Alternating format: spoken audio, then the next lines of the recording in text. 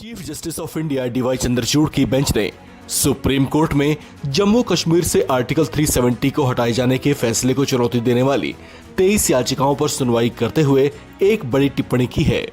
Chief justice D Y Chandrachud ने संविधान के आर्टिकल 1 को लेकर कहा कि आर्टिकल 1 भारत के संविधान का स्थायी हिस्सा है, जबकि आर्टिकल 370 की स्थिति में ऐसा नहीं है, क्योंकि आर्टिकल 370 में साफ तौर से इस बात के संकेत मिलते हैं कि यह आर्टिकल हमेशा के लिए संविधान का हिस्सा नहीं रखा जाएगा। चीफ जस्टिस चंद्रचूड़ ने सुप्रीम कोर्ट में 5 जजों वाली संविधान पीठ की अध्यक्षता करते हुए कहा कि यह देश के संविधान में आर्टिकल 1 स्थायी तौर से है, जबकि आर्टिकल 371 के तहत विशेष प्रावधान का उल्लेख किया गया है, जो कि सीधे तौर पर आर्टिकल 1 से ही जुड़ा हुआ है।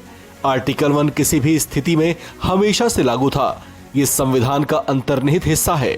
Chief justice of India DY Chandrachud ने कहा कि जब अंतिम काल में संविधान में संशोधन और बदलाव का अधिकार था, उस वक्त आर्टिकल 370 को रखने का उद्देश्य यही था कि आर्टिकल 1 स्थायी है और इसकी दोहरी पुष्टि की गई है। आपको बता दें कि इन दिनों जम्मू कश्मीर में आर्टिकल 370 को हटाने को चुनौती देने वाली 23 याचिकाओं पर सुप्रीम कोर्ट के चीफ जस्टिस डीवाई चंद्रचूड़ की अध्यक्षता वाली 5 जजों की संविधान पीठ सुनवाई कर रही है।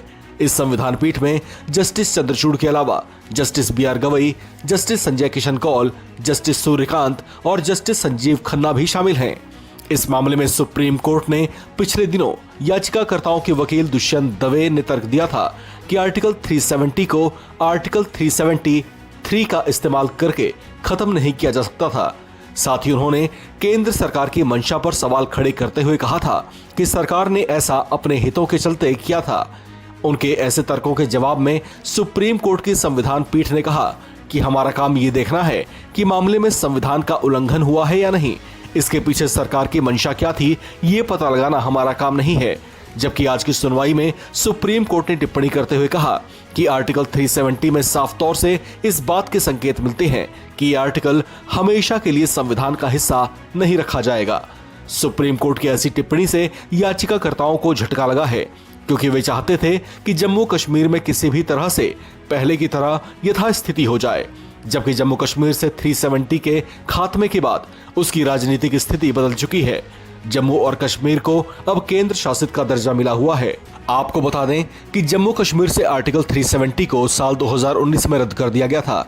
उससे पहले तक उनका अपना झंडा और अलग संविधान भी था। केंद्र सरकार का इस पर यह कहना था कि जब जम्मू कश्मीर बिना शक भारत का अखंड हिस्सा है, तो उसका दर्जा भी देश के दूसरे राज्यों या केंद्र शासित प्रदेशों के जैसा होना चाहिए। सरकार के उस फैसले का अधिकतर लोगों ने समर्थन किया था, जबकि जम्मू कश्मीर के कुछ राजनीतिक दल इसके खिलाफ दिखाई दिए थे।